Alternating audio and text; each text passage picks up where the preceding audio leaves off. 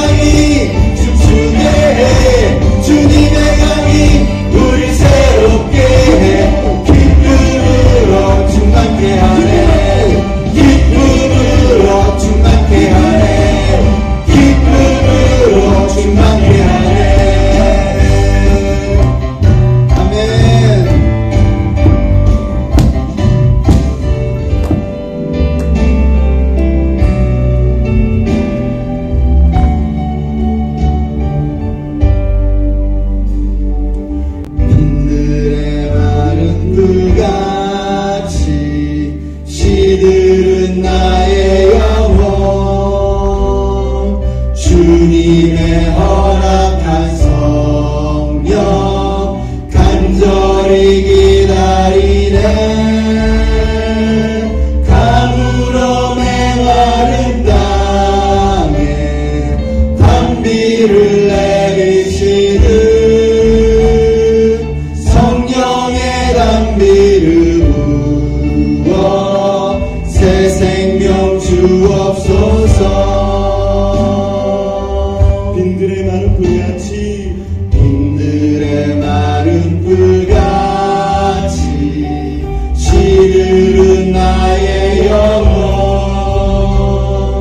주님의 허락한 성령 간절히 기다리네. 가물어 메마른 땅에 단비를 내리시듯 성령의 단비를 부어 새 생명 주옵소서. 가물어 메마른 땅에 단비를 내리시듯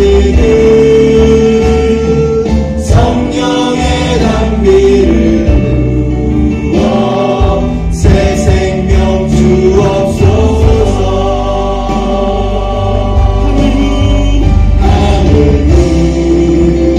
하늘이여소서. 주의 뜻 이루게 성령님 오소서. 이 땅에 영원히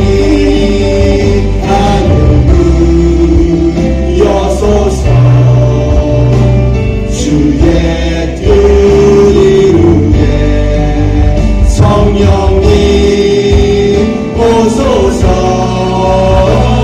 주 땅에 영원히 절 따라 우로를 내려 조목이 무성하니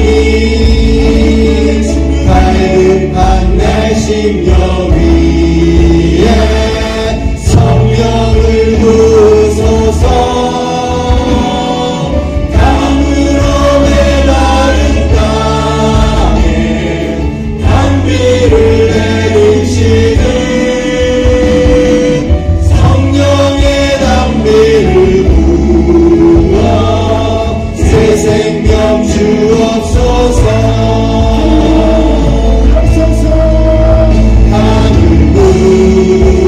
하늘이여소서.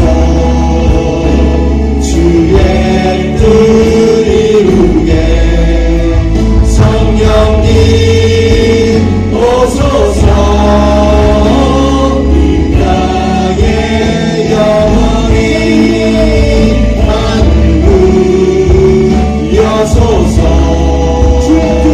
주의 뜻 이루게 성령님 오소서. 이 땅에 영원히 가물어 메마른 땅에 단비를 내리시듯 성령의 단비를 부어 새 생명 주옵소서. 가물어 메마른 땅에 단비를 내리시듯 성령의 단비를 부어 새 생명 주옵소서.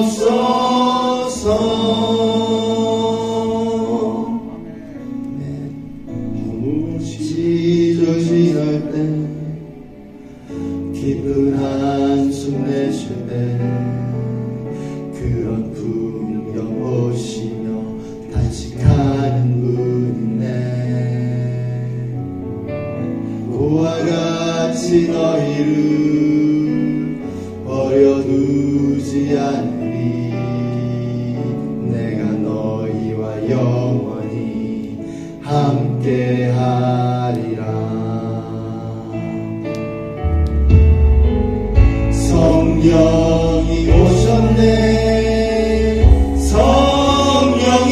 오셨네. 내 주에 보내신 성령이 오셨네. 우리 인생 가운데 친히 찾아오셔서 그 나라 꿈꾸게 하시네.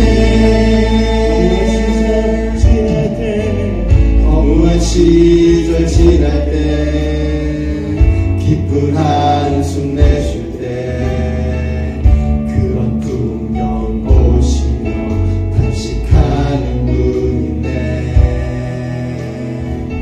고와 같이 너희를 버려두지 않으리.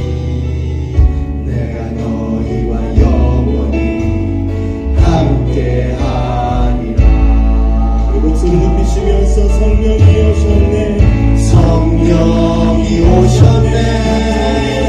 성령이 오셨네. 내 주에 보내신 성령이 오셨네. 우리 인생 가운데 친히 찾아오셔서 그 나라 꿈꾸게 하시네. 억눌린 자 갇힌 자 자유함이 없는 자 피난처가 되신 성령님 계시네. 우리 목소리 높이시면서 주의 영이 계신 곳에 참 자유가 있다네. 진리의 영이신 성령이 오셨네. 성령이 오셨네.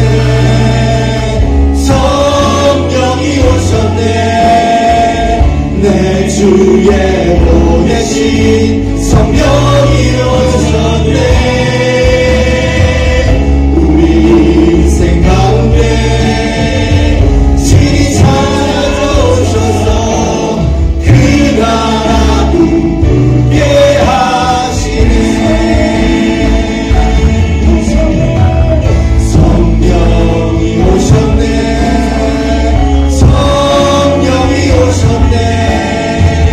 내 주에 보내신 성령이 오셨네. 우리 인생 가운데 친히 찾아오셔서 그 나라 꿈꾸게 하시네. 성령이 오셨네. 성령이 오셨네. 내 주에 보내신 성령이 오셨네. 우리 인생 가운데 친히 찾아오셔서 그 나라 꿈꾸게 하시네. 예, 성령님이 우리에게 오시고 있습니다. 성령님이 우리에게 이미 오셨고 또한 지금도 우리에게 임하고 계십니다.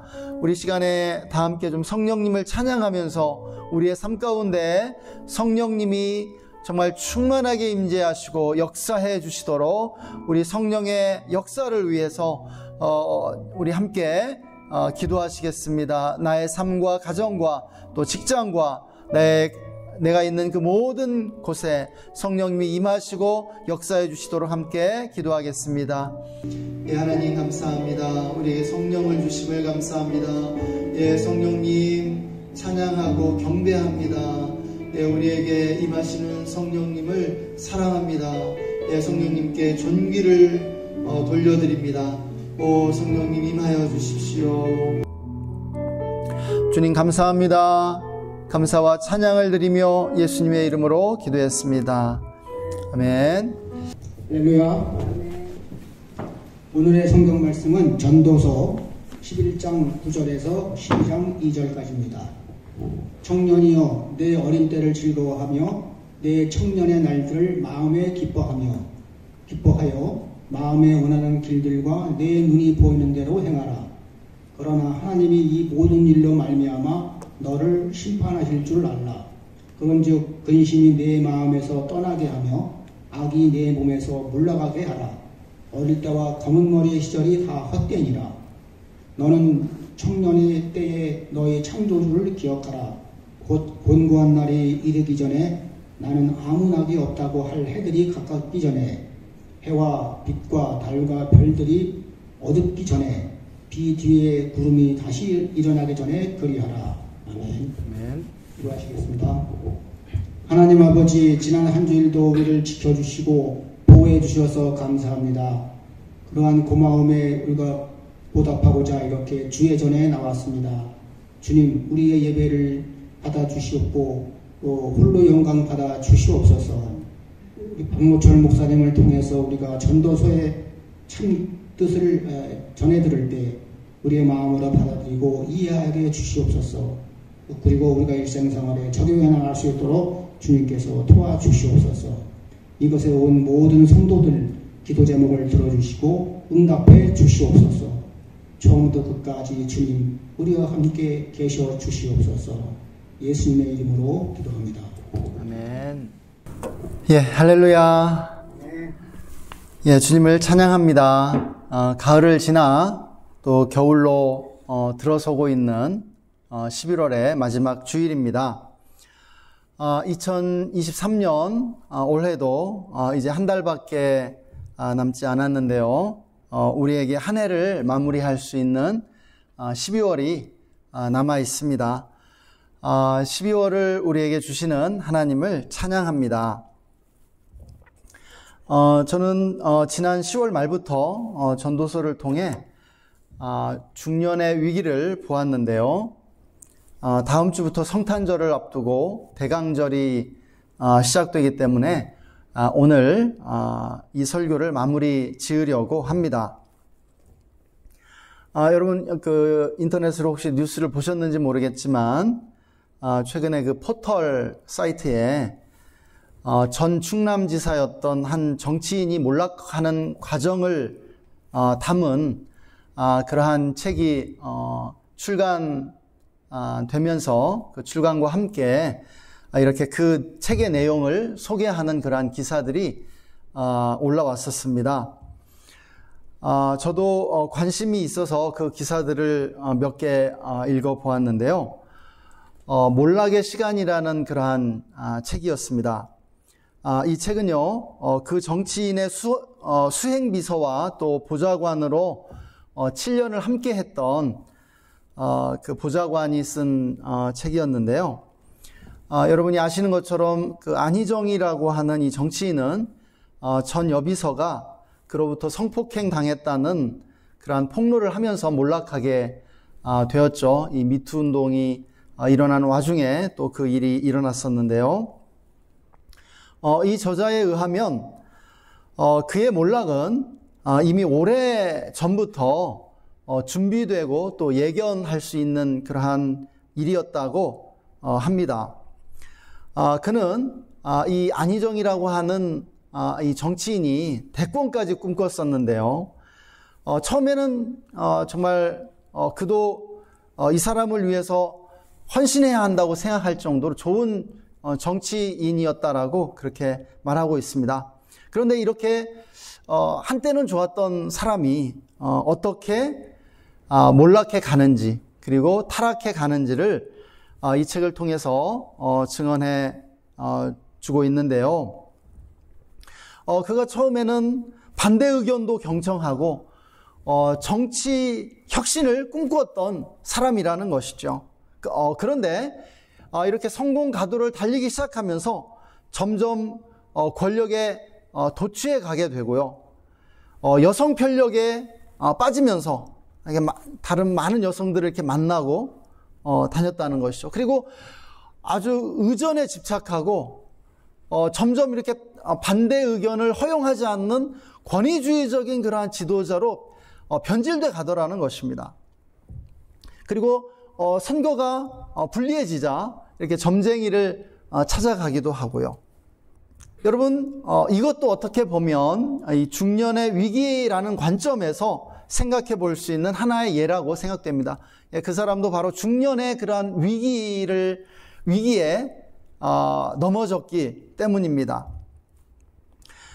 중년이 맞이하는 그 위기의 핵심은 신앙의 위기, 가치관의 위기, 정체성의 위기라고 우리는 정리해 볼 수 있을 것 같습니다. 그만큼 이 중년이라는 시기는 사춘기만큼이나 이 정신세계에 큰 변화가 일어나는 시기라는 것이죠.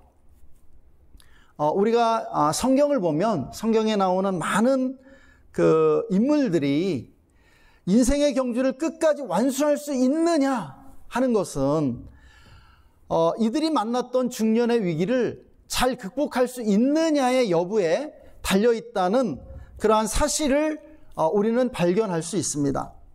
우리가 예를 들어 보면 이 모세라는 사람이 있는데요. 이 모세는 중년에 들어서 노예 상태에 있던 히브리 민족을 해방시키려고 이렇게 살인까지 저지르게 되죠.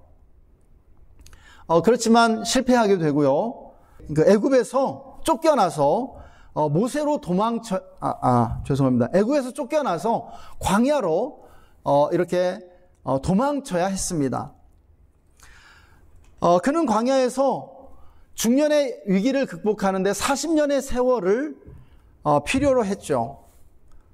결국 40년 후에 그가 시내산의 그 불타는 떨기나무 아래서 하나님을 만남으로 비로소 중년의 위기를 극복하게 됩니다. 그리고 노년에 들어서 하나님께 정말 위대하게 쓰임을 받게 되는 것이죠. 인생에는 많은 단계들이 있습니다. 물론 이 인생의 각 단계들은 모두가 중요하다라고 할 수 있습니다. 그렇지만 청년기와 노년기를 이어주는 이 중년은 인생의 완성이라고 하는 이 큰 그림 안에서 대단히 중요하다라고 할 수 있겠습니다. 제가 이렇게 중년의 위기를 설교하는 이유가 있는데요. 그것은 우리 모두가 이 중년을 이해함으로써 인생 전체를 이해해 보기 위함이었습니다. 또 중년의 위기를 경험하는 분들이 잘 극복할 수 있도록 돕고자 하는 그러한 마음이 있었기 때문이었죠. 또 아직 중년이 아닌 분들도, 중년의 이 위기를 아직 경험하지 못하는 분들도 미리 이 위기를 이해함으로써 잘 극복할 수 있도록 사전에 준비되었으면 좋겠다는 그러한 마음이 있었습니다. 일종의 그 예방주사라고 생각하시면 좋지 않을까 생각됩니다. 중년에 들어선 사람들을 움직이는 심리가 있는데요. 바로 보상심리라고 하는 그러한 심리입니다. 중년이 되면 영원히 지속될 것처럼 느껴졌던 청년기의 젊음이 떠나감을 느끼게 되죠. 예전에는 그렇게 잘 뛰었는데요. 이제는 조금만 달려도 죽을 것 같습니다. 막 심장이 터질 것 같고요. 굉장히 힘들죠. 예전 같지가 않습니다. 여기저기 아픈 곳들도 생기고요. 병원을 이제 자주 다녀야 하는 그러한 일들이 생기는 것이죠. 그리고 40대 초에 대부분 이렇게 노안이 찾아오게 됩니다. 이 노안이라고 하는 것이 40대 초면 대부분 이렇게 찾아와서 이렇게 글자를 이렇게 멀리 봐야만 보이게 되는 그러한 일들이 있게 되죠. 그러면요, 이 떠나간 청춘 대신 다른 것들로 보상받고 싶어지게 됩니다. 이것이 보상심리인데요. 대체로 이 중년들이 떠나간 젊음 대신으로 보상받고 싶어 하는 것이 무엇이냐면 물질이라는 것입니다. 물질이에요. 이렇게 중년에 들어서면 청년기에 비해서 물질주의적이고 세속주의적인 가치관으로 빠르게 전환되는 것이죠. 이른바 보수적인 가치관으로 바뀌는 것이에요. 이렇게 중년이 되어 보수화되는 것은 자연스러운 현상입니다. 누구에게나 일어날 수 있는 일입니다. 왜냐하면은 젊었을 때는 누구나가 영원히 젊음이 유지될 것 같은 그러한 착각을 하는 것이죠. 그러다가 중년이 되면서 젊음이 떠나고 있음을 이렇게 깨달으면서 충격을 받는 것입니다. 서서히 노년으로 접어들게 됨을 이렇게 자각하는 것이죠. 그러면 사람들은 점차 노년에 무엇인가를 확보하고 싶어 합니다. 그게 무엇이냐면은 안전이라는 거예요. 안전. 예, 안전해지길 원하는 거예요. 안정감을 누리고 싶습니다. 그리고 이 노년의 안전을 확보해 줄 수 있는 것은 무엇보다도 물질이라고 느끼는 것이죠. 예, 이 물질, 뭔가 집이 있고 돈이 있어야만 내가 안전해질 것처럼 느끼는 거예요. 이것이 아주 중년에는 절박하게 다가옵니다. 그래서 우리가 청년기에는 이상과 비전을 추구하기 때문에 급진적이고 진보적일 수가 있는데요. 중년에는 이 이상과 비전이 현실과 안전으로 대체됩니다. 이제는 현실과 이 노년의 안전이 청년기의 이상과 비전만큼이나 중요한 것이 된다라고 하는 것이죠. 바로 이 지점에서 부모와 자녀 간의 세대 갈등이 생기는데요. 세대 갈등이라고 하는 것이 결국은 가치관의 갈등이라는 사실을 알 수 있습니다. 그래서 제가 앞서 말씀드렸지만 성경에는 이렇게 이 중년의 위기를 잘 극복하는 것이 인생의 경주를 완주하는 데 대단히 중요하다는 사실을 우리에게 보여주는 그러한 인물들이 많이 나옵니다. 처음에는 출발이 좋았으나 마지막이 될수록 타락하여 끝이 좋지 못했던 사람들이 성경에 많이 등장하는데요. 우리가 유다의 왕들을 보면 그런 왕들이 많이 있음을 보게 됩니다. 솔로몬 왕, 르호보암, 아사 왕, 요아스 왕, 아마샤 왕, 또 다윗 이전의 사울 왕 같은 이러한 사람들이 바로 대표적으로 처음에는 출발이 좋았지만 이렇게 안희정처럼 끝이 좋지 못한 사람들임을 우리는 보게 됩니다. 젊은 시절에는 그럭저럭 하나님께 순종하고 선정을 펼쳤죠. 그렇지만 중년 이후에 타락하면서 하나님께 불순종하고 악정을 펼치게 되는 것을 우리는 이들의 모습 속에서 보게 됩니다. 이렇게 처음에는 좋았으나 끝이 좋지 못했던 사람들의 이 공통점이 바로 중년의 위기에 넘어졌다는 사실이죠. 먼저 이들은 중년에 가치관의 급격한 변화를 겪게 됩니다. 오늘날에도 마찬가지예요. 이렇게 중년에 들어서면 제가 말씀드린 것처럼 급격한 가치관의 그러한 변화를 겪게 됩니다. 세상적 안전을 확보하는 데 집착하는 것이죠. 영적이고 성경적인 가치관에서 물질주의적 가치관으로 기울어 버립니다. 바로 이 성경의 인물들의 이러한 공통점입니다. 예, 넘어진 사람들이죠. 중년의 위기에 솔로몬, 사울, 르호보암, 아사왕, 이들 대부분이 이렇게 중년의 위기에 넘어졌던 사람들입니다. 가치관이 이렇게 물질주의적인 가치관으로 변합니다.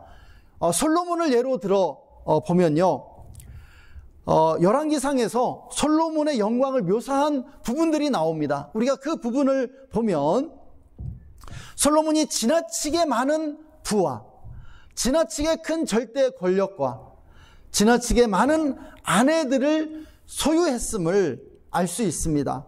아시는 것처럼 솔로몬은 다윗 왕의 그 모든 재산을 물려받아서 거부가 되죠. 거부로 출발합니다. 그런데 거기서 만족하지 못하고요, 더 많은 부를 소유하려는 그러한 탐욕을 절제하지 않은 것을 보게 돼요. 그래서 이 솔로몬은 다윗이 쌓았던 부의 몇 배의 그런 정말 상상할 수 없는 그러한 부를 소유하게 됩니다.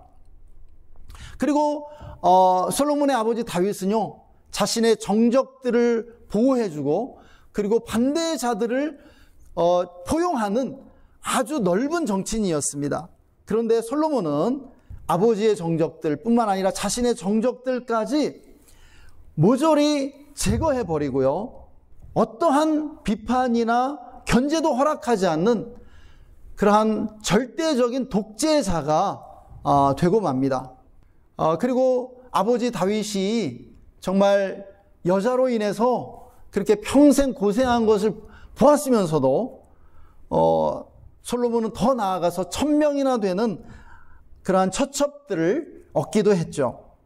탐욕의 끝이 없었습니다. 결국 그는 우상숭배의 그 나락에 떨어져 버리고 마는데요. 이 우상이라고 하는 것은 무엇입니까? 유대인으로서 사회심리학자였던 에르히 프롬은 우상이란 인간이 스스로 만들어낸 그 생산물을 절대화하고 숭배하는 것이라고 지적했습니다. 인간 자신이 만들어낸 것, 인간 자신이 생산해낸 그 생산물을 숭배하는 거예요. 그것을 어떤 인격화시켜서 숭배하는 것이죠. 여러분, 그런 측면에서 보면 오늘날 우리 현대인들은요, 특별히 우리 중년들은 수많은 우상을 세우고 있다고 말할 수 있을 것입니다. 어떤 우상들입니까? 돈의 우상이고요, 부동산의 우상이고요, 주식의 우상, 자녀의 우상, 안전의 우상, 쾌락의 우상, 자리의 우상들입니다. 여기에 각자마다 소중히 여기고 집착하는 각자의 우상들을 추가할 수 있겠죠. 이렇게 하나님이 아닌 돈이나 다른 것들로 안전을 확보하려고 집착할 때 여러분, 사실은 진짜 위기가 시작된다는 사실입니다. 여러분 믿으십니까?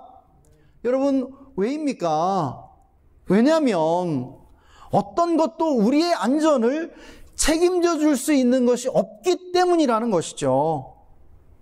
여러분, 돈이 많아진다고 아주 높은 가격의 주택을 소유한다고 우리가 안전해질까요?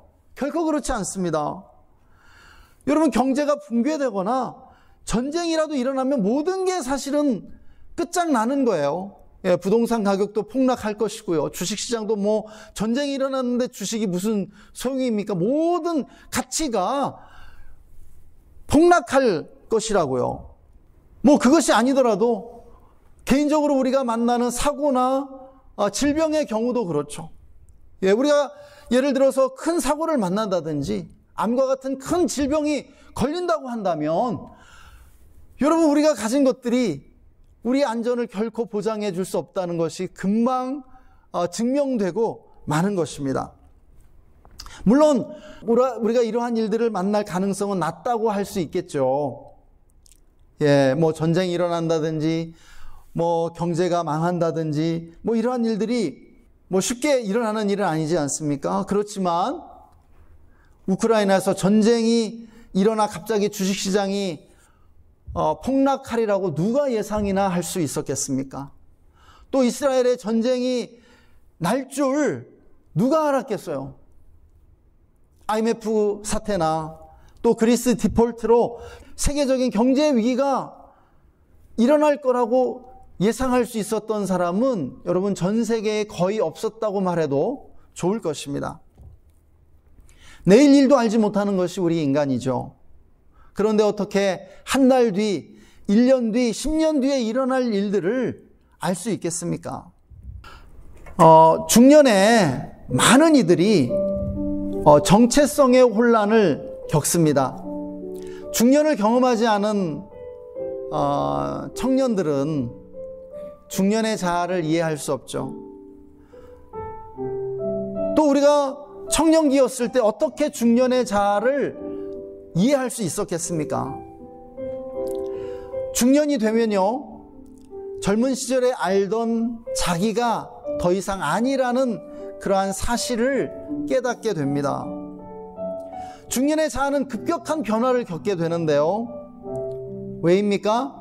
먼저 가치관의 그런 급격한 변화가 찾아오기 때문이에요. 가치관의 위기로부터 정체성의 그런 혼란이 찾아오게 되는 것입니다. 가치관이 급격하게 변화하면서 정체성을 뒤흔드는 것이죠. 나는 누구지? 청년 시절에 알던 내가 아닌 것 같아요. 나는 어떤 사람이지? 청년 시절에 나와 전혀 다른 나를 마주하게 돼요. 혼란을 겪습니다. 가치관이 물질주의적이고 세속주의적인 그런 가치관으로 기울어지니까 이제는 다른 사람들이 나를 어떻게 보는지가 훨씬 더 중요해지게 됩니다. 다른 사람들이 나를 어떻게 보지? 그래서 체면이 생명처럼 생각이 돼요. 체면이 아주 중요해져요. 체면을 내세우게 되죠. 그리고 소유로 나를 평가하게 됩니다. 아파트가 몇 평인지, 어디 사는지, 자동차가 얼마짜리인지로 사람을 판단하고 나를 판단합니다. 그것이 없을 때 허무해지고요, 그것이 없을 때 내가 아무것도 아닌 것처럼 느껴지기도 하는 것이에요. 그러나 소유가 나의 정체성을 결정하게 될 때 이것이 인간을 얼마나 허무하게 만드는지 모릅니다. 허무함을 느끼는 거예요. 여러분, 그러나 성경은 말하죠. 여러분, 이 소유는 아무것도 아니라는 거예요. 여러분, 우리가 소유하는 것들이 다 무슨 소용입니까? 결국 유한한 것들이고요, 영원하지 않습니다. 결국 다 남의 것 될 것들이에요. 내가 영원히 가질 수 있는 것이 아무것도 없더라는 것입니다. 이러한 상대적인 가치에 의존하는 정체성은요, 곧 붕괴될 수밖에 없습니다. 소유에 의존하는 정체성, 그것은요 정말 사상 누각이고 바람 앞에 티끌과 같다라는 것입니다. 그래서 여러분, 이렇게 물질주의적인 또 세속주의적인 그런 가치관을 갖게 될 때 중년은요 더 방황하게 됩니다. 무의식적으로 이 모든 것이 다 사라질 거라는 사실을 알기 때문이죠. 결국 중년의 위기를 극복하기 위해서는 어떻게 해야 할까요?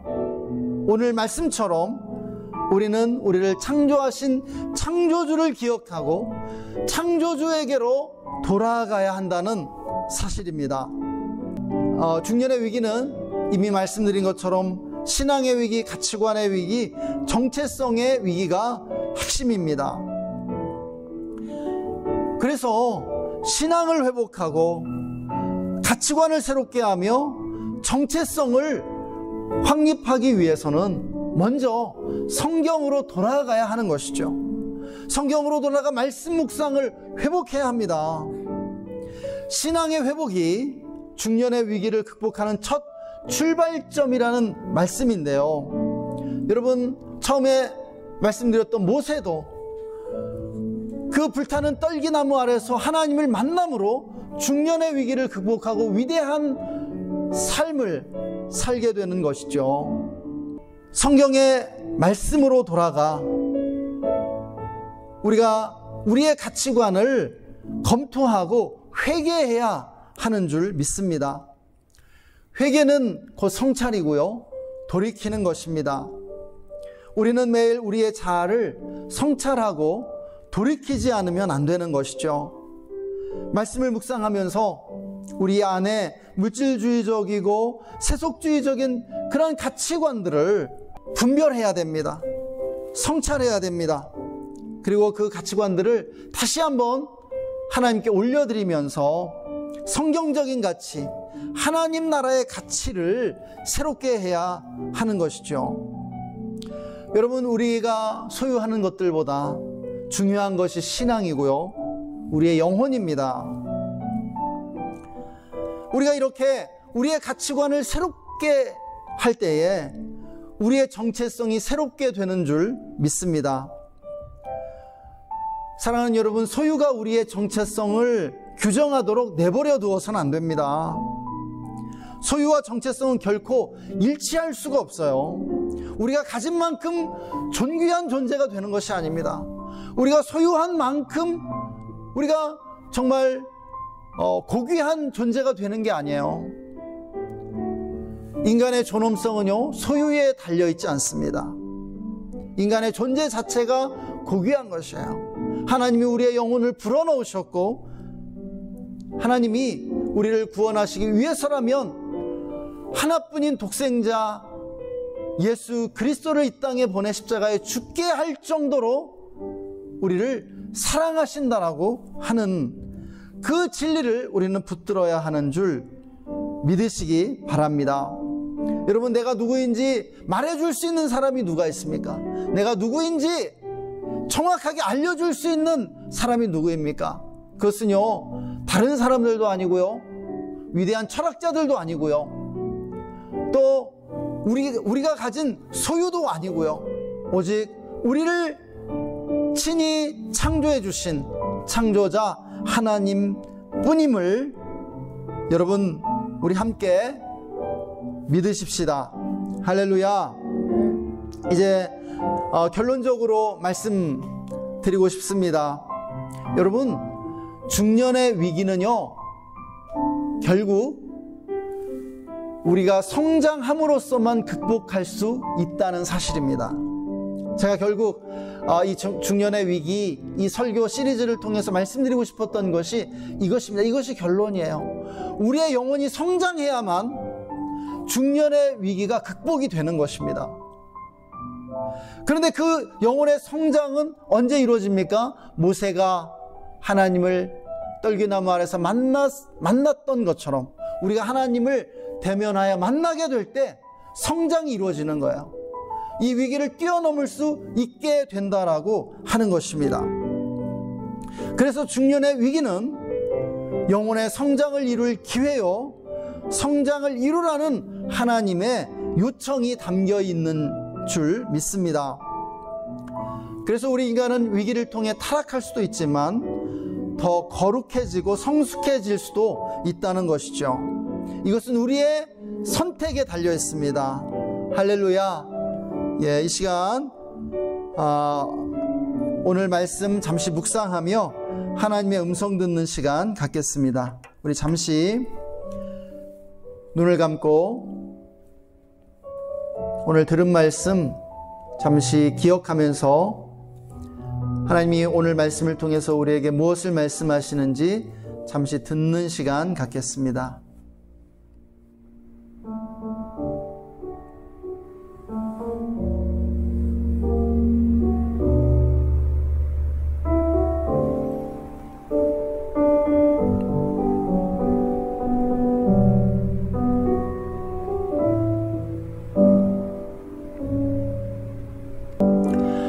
하나님, 오늘도 우리에게 말씀해 주셔서 감사합니다. 하나님, 우리를 축복해 주십시오. 중년의 위기를 만난 이들이 있다면 중년의 위기를 잘 극복할 수 있도록 은혜를 베풀어 주시기 원합니다. 하나님, 우리가 하나님을 만나기 원합니다. 하나님을 대면하여 보기 원합니다. 주님의 얼굴을 보여주십시오. 그래서 우리가 우리의 영혼의 성장을 이루게 해주시길 원합니다. 영적인 성숙을 통해 우리의 삶의 위기들을 극복하고 승리해 나갈 수 있도록 인도하여 주옵소서. 그래서 우리가 우리의 인생의 경주를 완성하게 하여 주옵소서.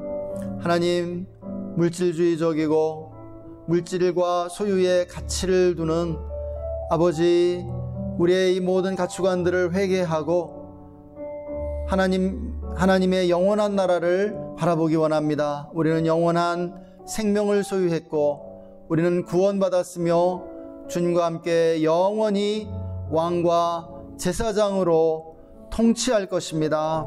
하나님, 우리는 이 세상의 왕과 또 장군들과 또 재벌들이 부럽지 않습니다. 하나님, 우리는 이미 하나님 안에서 모든 것을 소유한 자들임을 고백합니다. 우리는 하나님의 사랑을 받고 있는 자들입니다. 하나님, 감사합니다. 오늘도 우리를 축복해 주시고 우리를 인도해 주신 주님께 감사와 찬양 드리며 주 예수님의 이름으로 기도했습니다. 아멘. 지금은 우리를 구원해 주신 우리 구주 예수 그리스도의 놀라우신 은혜와 우리를 사랑으로 의복처럼 감싸주시는 하나님 아버지의 영원하신 사랑하심과 성령님의 내주 충만 교통 기름 부으심이 오늘 말씀을 듣고 하나님의 말씀으로 돌아가 말씀 묵상을 회복하며 영적인 성장을 이루어 나가기로 다짐하는 우리 모든 성도님들과 그 가정과 직장과 삶의 현장 위에, 그리고 우리가 주의 교회와 우리나라 대한민국 위에 지금으로부터 영원토록 함께 계시기를 간절히 축원하옵나이다. 아멘. 네, 감사합니다. 예배를 마쳤습니다. 4층으로 내려가셔서 함께 교제 나누도록 하겠습니다.